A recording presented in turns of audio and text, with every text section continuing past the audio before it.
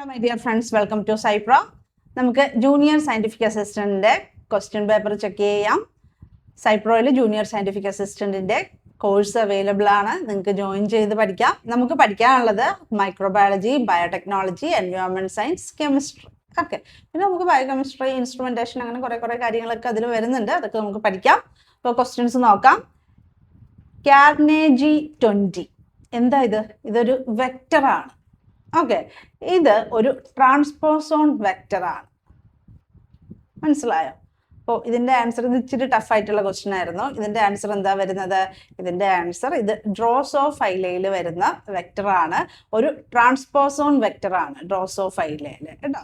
അതായത് നമുക്ക് ഡ്രോസോഫൈലയിലെ germ line ട്രാൻസ്ഫോർമേഷന് വേണ്ടിയിട്ട് യൂസ് ചെയ്യുന്നതാണ്. ഓക്കെ, ജേം ലൈൻ ട്രാൻസ്ഫോർമേഷന് വേണ്ടി യൂസ് ചെയ്യുന്ന ഒരു ട്രാൻസ്പോസോൺ വെക്ടറാണ് കാർനെജി വെക്ടർ. ഓക്കെ, 20 കാർനെജി 20. അപ്പോൾ ഇതിൽ ട്രാൻസ്പോസോൺ എന്ന് പറയുന്നത് പി എലമെന്റ് വെക്ടറാണ് കേട്ടോ. ഇത് പി എലമെന്റ്. ഓക്കെ, പിന്നെ ഇതിൽ ട്രാൻസ്പോസേസ് എടുത്ത് കളഞ്ഞിട്ടുണ്ട്. അതുകൊണ്ട് നമുക്കൊരു ഹെൽപ്പറിനെ, അതായത് ഒരു ഹെൽപ്പർ പ്ലാസ്മിഡും കൂടി വേണം. ഓക്കെ, അതൊക്കെ നമുക്ക് പഠിക്കാം. ഇനി അടുത്ത ഒരു question, Klenow fragment of DNA polymerase 1 ലാക്ക്. ഇത് എപ്പോഴും നിങ്ങൾക്ക് സംശയമായിരിക്കും. ഇത് എത്ര പഠിച്ചാലും എന്താണ് 3' 5' 3' എക്സോന്യൂക്ലിയസ് ആക്ടിവിറ്റി ആണോ, 5' 3' എക്സോന്യൂക്ലിയസ് ആക്ടിവിറ്റി ആണോ, ഇനി പോളിമറൈസ് ആക്ടിവിറ്റി ഏതാണ്, 5' ആണോ 3' ആണോ എന്നൊക്കെ ഉള്ളതൊക്കെ നിങ്ങൾക്ക് കൺഫ്യൂഷനാണ്. ഓക്കെ, അപ്പോൾ നമ്മുടെ DNA പോളിമറൈസ് ഉണ്ടല്ലോ, ആദ്യം തന്നെ നമുക്ക് പറയാം, നമ്മുടെ DNA പോളിമറൈസിൽ നിന്ന് ഒരു ചെറിയ ആക്ടിവിറ്റി എടുത്ത് മാറ്റുവാണ്. ഓക്കെ, എന്നിട്ട് അതായത് ഒരു ചെറിയ ഫ്രാഗ്മെന്റ് എടുത്ത് കളയുമ്പോഴത്തേക്കും അതിൻ്റെ ഒരു ആക്ടിവിറ്റി പോയി. എന്നിട്ടാണ് എന്തുണ്ടാകുന്നത്? ഈ ക്ലിനോഫ്രാഗ്മെന്റ് ഉണ്ടാക്കുന്നത്. അപ്പൊ ഇതിൽ നിന്ന് ഏത് ഏരിയയാണ് നമ്മൾ എടുത്ത് കളയുന്നത്? നമ്മൾ ഇതിൽ നിന്ന് റിമൂവ് ചെയ്യുന്നുണ്ട്. എന്താണ് റിമൂവ് ചെയ്യുന്നത്? നമുക്ക് പറയാം, ആദ്യം തന്നെ നമുക്ക് പറയാം DNA പോളിമറൈസ് 1-ന് എന്തൊക്കെയുണ്ട് നമുക്ക് പറയാം. എന്തുണ്ട്? 5' 3' പോളിമറൈസ് ആക്ടിവിറ്റി ഉണ്ട്. ഓക്കെ, 5' 3' പോളിമറൈസ് ആക്ടിവിറ്റി ഉണ്ട്. ഓക്കെ, അപ്പോൾ എന്താണ് റിമൂവ് ചെയ്യണതെന്ന് നമുക്ക് നോക്കാം. 5' 3' പോളിമറൈസ് ആക്ടിവിറ്റി ഉണ്ട്. അതുപോലെ തന്നെ 5' 3' എക്സോന്യൂക്ലിയസ് ആക്ടിവിറ്റി ഉണ്ട്. ആരുടെ കാര്യം പറയുന്നത്? DNA പോളിമറൈസ് 1 ആക്ടിവിറ്റി ഉണ്ട്. പിന്നെ 3' 5' എക്സോന്യൂക്ലിയസ് ആക്ടിവിറ്റി ഉണ്ട്. ഓക്കെ, അതായത് ഇത് പ്രൂഫ് റീഡിങ്ങിനുള്ള സംഭവമാണ് കേട്ടോ. ഈ ഒരു ആക്ടിവിറ്റി എന്ന് പറയുന്നത് ഏതാണ്? പ്രൂഫ് റീഡിങ്ങിന് വരുന്നത്. ഇതൊക്കെ ഇമ്പോർട്ടൻ്റ് ആണ്. ഇത് എപ്പോഴും ക്വസ്റ്റ്യൻ വരുന്നതാണ്. നമ്മുടെ നേരത്തെ മൈക്രോബയോളജിസ്റ്റ്, ഫുഡ് സേഫ്റ്റി ഡിപ്പാർട്ട്മെന്റിലെ മൈക്രോബയോളജിസ്റ്റിനൊക്കെ ഈ ഒരു ക്വസ്റ്റ്യൻ വേറെ രീതിയിൽ ചോദിച്ചതാണ്. അപ്പോൾ പ്രൂഫ് റീഡിങ്ങിന് ഏതുണ്ട്? 3' 5' എക്സോന്യൂക്ലിയസ് ആക്ടിവിറ്റി. അത് ഇമ്പോർട്ടൻ്റ് ആട്ടോ. പിന്നെ ഇവിടെ 5' 3' എക്സോന്യൂക്ലിയസ് ആക്ടിവിറ്റി ഉണ്ട്. പിന്നെ പോളിമറൈസ് ആക്ടിവിറ്റി എന്ന് പറയുന്നത് 5' 3' പോളിമറൈസ് ആക്ടിവിറ്റിയാണ്. ഓക്കെ, പിന്നെ ആദ്യം തന്നെ ഒരു കാര്യം പറഞ്ഞേക്കാം, നമുക്ക് ഈ 3' 5' പോളിമറൈസ് ആക്ടിവിറ്റി എന്ന് പറയുന്ന ഒരു സംഭവം ഇല്ല കേട്ടോ. അപ്പോൾ നമുക്കത് ഇല്ല, ആർക്കും ഇല്ല. DNA പോളിമറൈസിനൊക്കെ ഇല്ല. പോളിമറൈസ് ആക്ടിവിറ്റി എന്ന് പറയുന്നത് എന്താണ്? 5' 3' പോളിമറൈസ് ആക്ടിവിറ്റിയാണ് നമ്മൾ പറയുന്നത് കേട്ടോ. അത് ശ്രദ്ധിച്ചോളണം. അപ്പോൾ നമ്മൾ ഈ DNA പോളിമറൈസിന്റെ ഏത് ആക്ടിവിറ്റിയാണ് കളയുന്നത്? നമ്മൾ ഈ 5' 3' ആക്ടിവിറ്റി എടുത്ത് കളയും. ഏത് ആക്ടിവിറ്റി കളയും? 5' 3' എക്സോന്യൂക്ലിയസ് ആക്ടിവിറ്റി. ഓക്കെ, ഏതാണ് ഇല്ലാത്തത്? 5' 3' എക്സോന്യൂക്ലിയസ് ആക്ടിവിറ്റി ഇല്ല. ഇതാണ് ഇല്ലാത്തത്. മനസ്സിലായോ? ഇത് നമ്മൾ കട്ട് ചെയ്തു. അങ്ങനെയാണ് എന്തുണ്ടാക്കിയത്? ക്ലിനോഫ്രാഗ്മെന്റ് ഉണ്ടാക്കി. അപ്പോൾ ആൻസർ വരുന്നത് 5' 3' എക്സോന്യൂക്ലിയസ് ആക്ടിവിറ്റി. ഓക്കെ, അത് ക്ലിനോഫ്രാഗ്മെന്റിന് ഇല്ല, DNA പോളിമറൈസ് 1-ന് ഉണ്ട്. മനസ്സിലായോ? ഇനി അടുത്ത question, which among the following is an expression vector. ഈ ക്വസ്റ്റ്യനും PSC ക്യാൻസൽ ചെയ്തു. കാരണം ഇതിൽ 2 ആൻസർ വരുന്നുണ്ട്. നമുക്കറിയാം അല്ലെ, പെറ്റ് എന്ന് പറയുന്നത് എന്താണ്? ഒരു എക്സ്പ്രഷൻ വെക്റ്റർ ആണ് അല്ലെ. നമ്മൾ ഈക്കോളയിലൊക്കെ യൂസ് ചെയ്യുന്നു, പ്രോട്ടീൻ പ്യൂരിഫിക്കേഷനും അതിൻ്റെ പ്രൊഡക്ഷനൊക്കെ നമ്മൾ യൂസ് ചെയ്യുന്നതാണ് പെറ്റ് വെക്റ്റർ. ഇനി നമ്മുടെ PBR 322 എന്ന് പറയുന്നത് എന്താണ്? എക്സ്പ്രഷൻ വെക്റ്റർ അല്ല. അതുപോലെ തന്നെ നമ്മുടെ PUC18 എക്സ്പ്രഷൻ വെക്റ്റർ അല്ല. പക്ഷേ നമ്മുടെ പി ക്യാമ്പിയ എന്ന് പറയുന്നത് ഒരു എക്സ്പ്രഷൻ വെക്റ്റർ ആണ്. ഓക്കെ, പി ക്യാമ്പിയ നമ്മൾ പ്ലാന്റ്സിലാണ് അത് യൂസ് ചെയ്യണത്. അഗ്രോബാക്ടീരിയ മീഡിയേറ്റഡ് ജീൻ ട്രാൻസ്ഫറിനൊക്കെ കേട്ടോ. Agrobacterium mediated plant transformation. Okay, അതായത് നമ്മൾ ട്രാൻസ്ജനിക് പ്ലാന്റ്സ് ഉണ്ടാക്കാനായിട്ട്, transgenic plants, P cambium. Okay, അപ്പോൾ ഇവിടെ 2 ആൻസർ വന്നു, പി ക്യാമ്പിയം വന്നു, പെറ്റ് വെക്ടറും വന്നു. ഓക്കെ, അപ്പോൾ അതുകൊണ്ട് ഈ ക്വസ്റ്റ്യൻ ക്യാൻസൽ ആയി. അപ്പോൾ 2 ആൻസർ ഉണ്ട്, പി ക്യാമ്പിയ, പെറ്റ്. അടുത്ത question, T4 DNA ligase is capable of എന്തൊക്കെയാണ്? അതായത് T4 DNA ലൈഗേസ് അല്ലെങ്കിൽ നമുക്ക് ലീഗേസ് എന്നൊക്കെ പറയാം. എന്തിനാണ് നമ്മൾ ലൈഗേസ് യൂസ് ചെയ്യുന്നത്? അതായത് DNA മോളിക്യൂൾസിനെ തമ്മിൽ യോജിപ്പിക്കാനായിട്ട്. ഇത് നമ്മുടെ ഒരു വെക്ടർ ആണെന്ന് വിചാരിക്കുക. ഇതിൽ നമ്മൾ ജീൻ ഓഫ് ഇൻട്രസ്റ്റ് നമുക്ക് വെക്കണം. ഇതാണ് നമ്മുടെ ജീൻ ഓഫ് ഇൻട്രസ്റ്റ്. ഓക്കെ, അപ്പോൾ ഇതെല്ലാം നമ്മൾ കട്ട് ചെയ്ത് വെച്ചേക്കുവാണല്ലോ. ജീൻ ഓഫ് ഇൻട്രസ്റ്റ് ഇങ്ങോട്ട് വെക്കണം. അപ്പോൾ നമ്മൾ വെക്കുവാണേ. ഓക്കെ, നമ്മൾ ജീൻ ഓഫ് ഇൻട്രസ്റ്റ് ഇങ്ങോട്ട് വെച്ചു. അത് കഴിഞ്ഞ ശേഷം ഇവിടെ നമ്മൾ സീൽ ചെയ്യണ്ടേ അല്ലേ? അതിനാണ് ആര് വരുന്നത്? ലൈഗേസ്. ആ DNA മോളിക്യൂൾസിനെ തമ്മിൽ അവർ സീൽ ചെയ്യും. ഓക്കെ, അപ്പോൾ എന്താണ് സ്റ്റിക്കി എൻഡ്, എന്താണ് ബ്ലണ്ട് എൻഡ് എന്ന് നമുക്ക് നോക്കണം. കാരണം ആൻസറിൽ ഇവിടെ ligase is capable of sticky end ligation, blunt end ligation, both sticky and blunt end ligation. Okay, അതായത് നമ്മൾ റെസ്ട്രിക്ഷൻ എൻഡോന്യൂക്ലിയസ് വെച്ച് കട്ട് ചെയ്യുമ്പോഴത്തേക്കും, ഇതിപ്പോൾ നമ്മുടെ ബേസ് ആണെന്ന് വിചാരിക്കുക. ഓക്കെ, ഇത് കട്ട് ചെയ്യുമ്പോഴത്തേക്കും നമുക്ക് ഇങ്ങനെയാണ് കിട്ടണമെങ്കിൽ ഓർക്ക് കണ്ടോ, കട്ട് ഇങ്ങനെയാണ് വരണതെങ്കിൽ ഇത് കട്ടാണ് അല്ലേ, രണ്ടും ഈക്വൽ ആയിട്ട് കിട്ടി. Blunt end, blunt end. Okay, നമുക്ക് എന്ത് പറയാം? ബ്ലണ്ട് എൻഡ്, ബ്ലണ്ട് എൻഡ് ആണ്. ഓക്കെ, ഇനി അടുത്ത ഒരു കേസ് പറയുകയാണ്. കട്ട് ചെയ്യുമ്പോഴത്തേക്കും ഓക്കെ, ഇവിടെ കുറച്ച് കണ്ടോ എക്സ്റ്റെൻഡ് ചെയ്ത് നിൽക്കുക. ഓക്കെ, ഇനി അടുത്ത സെഗ്മെന്റ് എങ്ങനെയാ?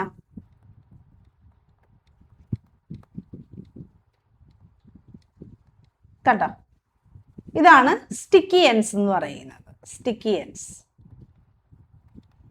സ്റ്റിക്കി എൻഡ്സ് വെച്ചിട്ടുള്ള ഇതാണ് എപ്പോഴും നല്ലത്. കാരണം കുറച്ചും കൂടി നല്ലതാണ്, സ്റ്റിക്കി എൻഡ് ആണല്ലോ, അത് ജോയിൻ ചെയ്യാനൊക്കെ. അപ്പോൾ നമുക്ക് ലൈഗേസ് രണ്ടിനും യൂസ് ചെയ്യാം, ബ്ലണ്ട് എൻഡിനും യൂസ് ചെയ്യാം, സ്റ്റിക്കി എൻഡിനും യൂസ് ചെയ്യാം. അപ്പോൾ ആൻസർ എന്താണ് വരുന്നത്? ആൻസർ വരുന്നത് സി ആണ് answer. T4 DNA ligase is capable of both sticky and blunted ligation. Okay, ഇനി അടുത്ത question. 2 statements are given below. Analyse the statement and select the correct answer. നമ്മുടെ പക് വെക്ടറിനെ പറ്റിയിട്ടുള്ള കാര്യങ്ങളാണ് പറയുന്നത്. ഓക്കെ, അപ്പോൾ ഇതിൽ ബ്ലൂ വൈറ്റ് കോളനീസ് ആണ് ഉണ്ടാകുന്നത്. നമ്മളിപ്പോൾ പക് വെക്ടർ നമ്മൾ യൂസ് ചെയ്തു. അങ്ങനെ ഇപ്പോൾ റീകോമ്പിനൻ്റ് ആണ്, അതായത് നമ്മുടെ വെക്ടറും ജീൻ ഓഫ് ഇൻട്രസ്റ്റ് ഒക്കെ കയറിയ ബാക്ടീരിയ, റീകോമ്പിനൻ്റ്.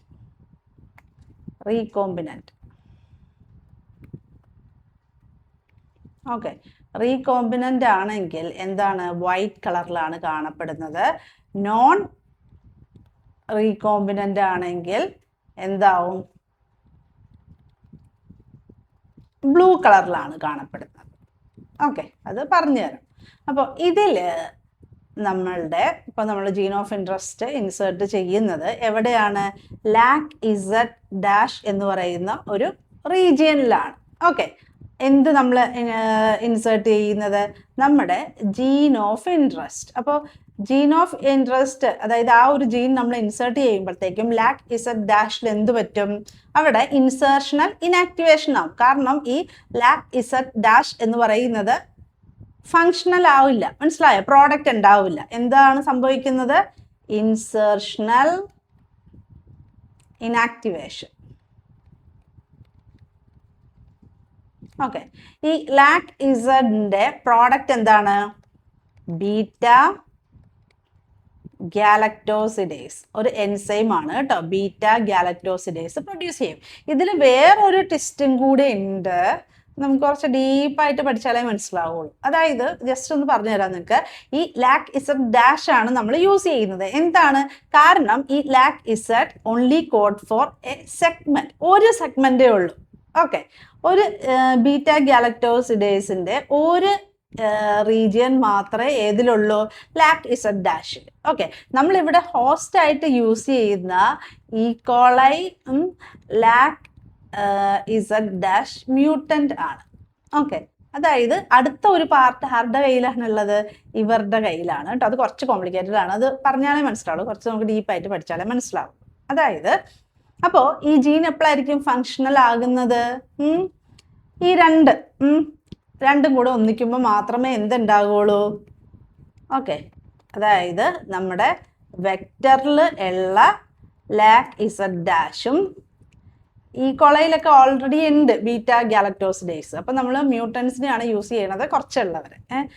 ഇതിൻ്റെ രണ്ടിൻ്റെയും കൂടി പാർട്സ് ഇതിലും ഉണ്ട്, ലാക് ഇസഡ് ഡാഷ്. ഇത് രണ്ടും കൂടി ജോയിൻ ചെയ്യുമ്പോൾ മാത്രമാണ് എന്ത് പ്രൊഡ്യൂസ് ചെയ്യുന്നത്? ബീറ്റ ഗാലക്ടോസിഡേസ് പ്രൊഡ്യൂസ് ചെയ്യുള്ളൂ. ഓക്കെ, അപ്പോൾ ഇനി അടുത്തത് കുറച്ചും കൂടി കോംപ്ലിക്കേറ്റഡ് ആണ്, നമുക്ക് ശരിക്കും പഠിക്കാനുള്ളതാണ് കേട്ടോ. ഇങ്ങനെ പറഞ്ഞു തന്നാൽ ചിലപ്പോൾ നിങ്ങൾക്ക് മനസ്സിലാവില്ല. അപ്പോൾ നമ്മൾ വെക്ടറിൻ്റെ ക്ലാസ്സിൽ നിങ്ങൾക്ക് അത് നന്നായിട്ട് മനസ്സിലാവും. അത് നിങ്ങൾ നോക്കുക കേട്ടോ, വെക്ടറിൻ്റെ ക്ലാസ് പോയി കാണുക. അപ്പോൾ അതിന് നിങ്ങൾക്ക് നന്നായിട്ട് മനസ്സിലാവും. അപ്പോൾ ഇതിൽ എന്താ സംഭവിക്കുന്നത്? ഇതിൽ നമ്മുടെ വെക്ടറിലുള്ള ലാക് ഇസഡ് ഡാഷിൽ നമ്മുടെ ജീൻ കയറി കഴിഞ്ഞാൽ അതിലാണ് നമ്മൾ കയറ്റുന്നത്. അപ്പോൾ എന്ത് പറ്റും? ഇതിൽ ഒരു കട്ട വരും അല്ലേ? ഇവിടെ ഒരു കട്ടാവും. ഇപ്പം ഇവിടെയാണ് ജീൻ ഇരിക്കണമെങ്കിൽ ഈ ലാക് ഇസഡ് ഡാഷ് എന്ന് പറയുന്നത് എന്തായി? നോൺ ഫങ്ഷണലായി.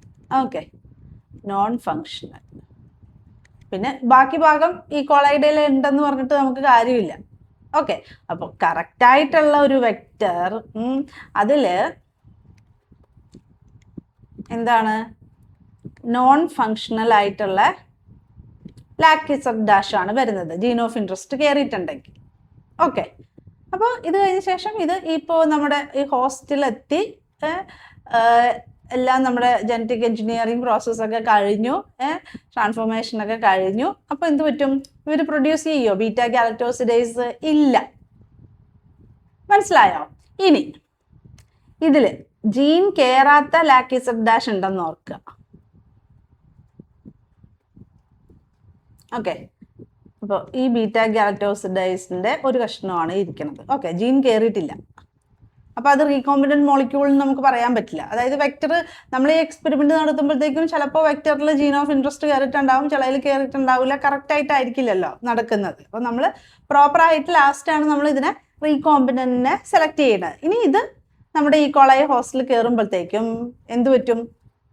ബീറ്റ ഗാലക്ടോസിഡേസ് പ്രൊഡ്യൂസ് ചെയ്യും, എൻസൈം പ്രൊഡ്യൂസ് ചെയ്യും അല്ലെ? ബീറ്റ ഗാലക്ടോസിഡേസ് പ്രൊഡ്യൂസ് ചെയ്യും. അപ്പോൾ ഇത് നോൺ ഫങ്ഷണൽ ആകണം. നോൺ ഫങ്ഷണൽ എന്ന് പറഞ്ഞിട്ടുണ്ടെങ്കിൽ നമ്മുടെ ജീൻ ഓഫ് ഇൻട്രസ്റ്റ് കയറിയിട്ടുള്ള വെക്റ്റർ. ഓക്കെ, ഇതാണ് നമ്മുടെ ജീൻ ഓഫ് ഇൻട്രസ്റ്റ്. അപ്പോൾ നമ്മുടെ ഇനി ഈ കോളയിലുള്ള ആ ഒരു പീസും കൂടെ വന്നാലും നമ്മുടെ ബീറ്റ ഗാലക്ടോസിഡേസ് ഉണ്ടാകില്ല. ഇത്ര മനസ്സിലായല്ലോ നിങ്ങൾക്ക്? അപ്പോൾ ഇത് നിങ്ങൾക്ക് മനസ്സിലാവണമെങ്കിൽ ചിലപ്പോൾ അത് ഡീപ്പായിട്ട് പഠിക്കേണ്ടി വരും. ഇനി നമ്മളതിൻ്റെ ജസ്റ്റ് സിമ്പിളായിട്ടുള്ള കാര്യം പറയുകയാണ്. ഇതിൽ പറഞ്ഞേ, ഇതിൽ റീകോമ്പിനൻ്റ് ഏതാണ്, നോൺ റീകോമ്പിനൻ്റ് ഏതാണ്? അതായത് ആ ഒരു ബീറ്റ ഗാലക്ടോസിഡേസ് ഉണ്ടെങ്കിൽ അവരെന്താണ് യൂസ് ചെയ്യുന്നത്? അതായത് ഇപ്പോൾ suppose beta galactosidase enzyme produce ആയി, അതായത് ജീൻ ഓഫ് ഇൻട്രസ്റ്റ് കയറിയിട്ടില്ല, പിന്നെ ഈ കൊളയിലുള്ള ആ ഒരു കഷ്ണവും നമ്മുടെ വെക്ടറിലുള്ള കഷ്ണവും കൂടി ചേർന്ന് ബീറ്റ ഗാലക്ടോസിഡേസ് കേട്ടോ, ഗാലക്ടോസിഡേസ്. ഓക്കെ, ബീറ്റ ഗാലക്ടോസിഡേസ് എൻഡായി. ഓക്കെ, അപ്പോൾ അത് നോൺ റീകോമ്പിനൻ്റ് അല്ല. അങ്ങനെ ഈ ഒരു ബീറ്റ ഗാലക്ടോസിഡേസ് ഉണ്ടായാൽ നമ്മൾ എങ്ങനെയാണ് തിരിച്ചറിയണത്? നമ്മുടെ ഈ മീഡിയം കണ്ടോ, ഇതൊരു പ്ലേറ്റ് ആണ്, അതിൽ എന്തൊക്കെയുണ്ട്?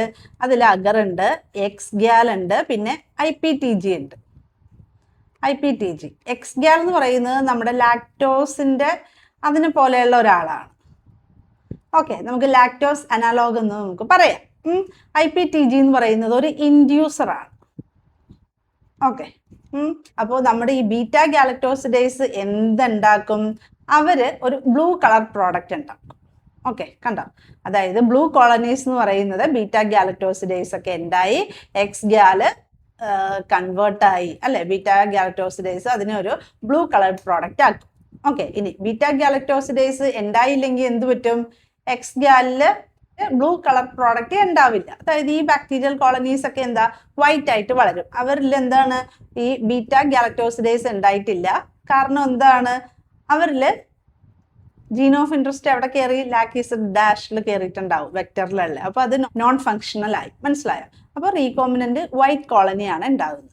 ഓക്കെ, മനസ്സിലായി? ഇത്രയും കാര്യങ്ങൾ നമ്മൾ നന്നായിട്ട് മനസ്സിലാക്കിയാൽ മാത്രമേ നമുക്ക് ഈ ഒരു ക്വസ്റ്റ്യൻ ആൻസർ ചെയ്യാൻ പറ്റൂ.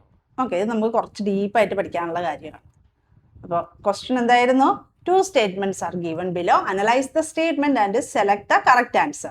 Blue-white colony selection using Puck recombinant work by alpha complementation. അത് ശരിയാണ്. ആൽഫ കോംപ്ലിമെന്റേഷൻ നമ്മൾ പറയുന്നത് നമ്മളിവിടെ ആ ഒരു ഈക്കോളയിലുള്ള ലാക്ടിസഡ് ഡാഷും വെക്ടറിലുള്ള ലാക്ടിസഡ് ഡാഷും അത് രണ്ടും പപ്പാതിയാണ് ഇരിക്കുന്നത്. അവർ രണ്ടുപേരും കൂടി കമ്പൈൻ ചെയ്ത് കഴിഞ്ഞാൽ മാത്രമേ ഒരു ഫങ്ഷണൽ ബീറ്റ ഗാലക്ടോസിഡേസ് ഉണ്ടാകുള്ളൂ, എൻസൈം. അതാണ് ഇവിടെ നമ്മൾ ആൽഫ കോംപ്ലിമെന്റേഷൻ എന്ന് ഉദ്ദേശിക്കുന്നത് കേട്ടോ. ഇനി blue white colony selection requires a medium with X gal and IPTG നമ്മൾ കണ്ടല്ലോ. അപ്പൊ ഇതിന്റെ ആൻസർ എന്താണ്? Both A and B are correct and A is the correct reason of B. Okay, മനസ്സിലായല്ലോ? ഇനി അടുത്ത ക്വസ്റ്റ്യൻ നോക്കാം. First amino acid commercially produced by fermentation ഏതാണ്? ഗ്ലൂട്ടാമിക് ആസിഡ് ആണ് ഇതിന്റെ ആൻസർ. ഓക്കെ, ഏതിൽ നിന്നാണ് ഗ്ലൂട്ടാമിക് ആസിഡ് പ്രൊഡ്യൂസ് ചെയ്യുന്നത്? കൊറോണേ ബാക്ടീരിയം ഗ്ലൂട്ടാമിക്ക. ഓക്കെ, ഇനി അടുത്ത question. Which among is considered as grass status? അതായത് ഈ ക്വസ്റ്റ്യനും ക്യാൻസൽ ആക്കി PSC. കാരണം ഇതിൽ തന്നേക്കുന്നത് ഏതാണ് generally regarded as safe. Okay, അപ്പോൾ നമുക്ക് പറയാം, നമുക്കിതിൽ ശരിക്കും ഇവർക്ക് ആൻസർ വേണമെങ്കിൽ ലാക്ടോബാസിലസ് കൊടുക്കാം.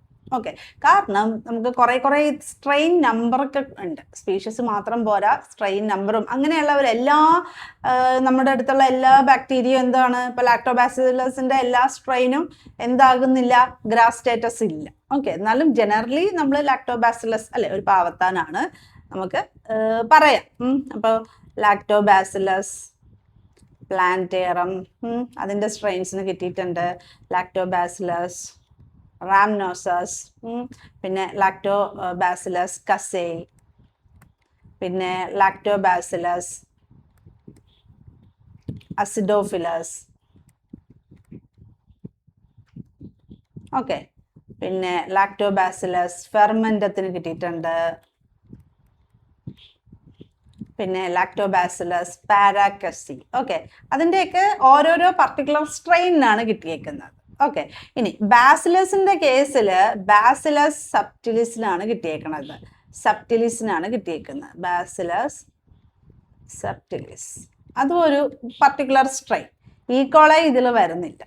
ഓക്കെ, അപ്പോൾ അതുകൊണ്ട് നമുക്ക് എന്ത് പറയാം? ആൻസർ നമുക്ക് ലാക്ടോബാസിലസ് വേണമെങ്കിൽ ശരിയാകുമായിരുന്നു. എന്നാലും ഇങ്ങനെ ഒരു കൺഫ്യൂഷൻ ഉള്ളത് കൊണ്ട് അത് PSC ക്വസ്റ്റ്യൻ ക്യാൻസൽ ചെയ്തു. പക്ഷെ നമുക്ക് തമ്മിൽ ഏറ്റവും നല്ലത് എന്ന് എടുക്കുവാണെങ്കിൽ നമുക്ക് ലാക്ടോബാസിലസ് എടുക്കാമായിരുന്നു. ഓക്കെ,